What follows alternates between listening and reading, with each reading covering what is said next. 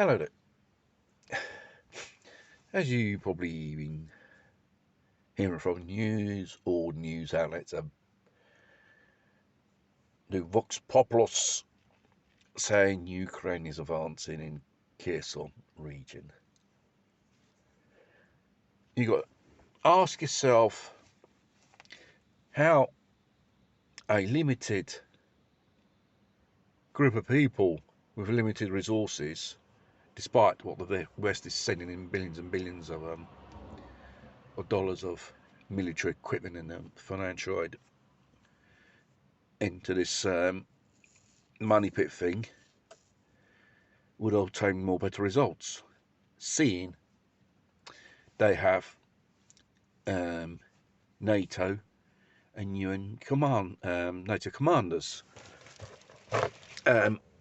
running their military operations. There's no more the what you may call it themselves. And at what cost between military hardware and human lives they have thrown in, achieved non-strategic goals. This is so far how the military doctrine in Ukraine's news has operated until now. And we've seen it a few weeks ago in other offences. Now that the 4 regions of Ukraine now is part of the Russian Federation, whether you accept the results of the referendum or not is another thing. It's legally part of Russia. And therefore Russians have less, casualties as men and equipment. Because they know those certain points not worth defending. It's a military strategy they're using. You make believe your enemy is winning and he gains self-confidence and and he's more cautious of advancing. You got to think, it started with 300,000 the mobilisation from Russians.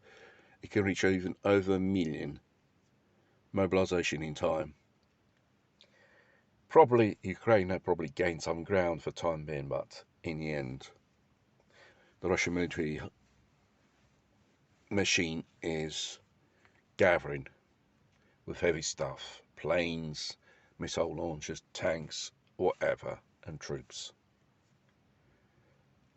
And every time the Ukrainians do an offensive, they lose a lot of, human lives. For what? To gain a piece of ground, which, military speaking, has no sense at all. Probably it's only sense because to have international interest in this lost cause from the beginning, and seeing how the military stockpiles in the West in NATO countries are running low, they're getting less. I believe in the end,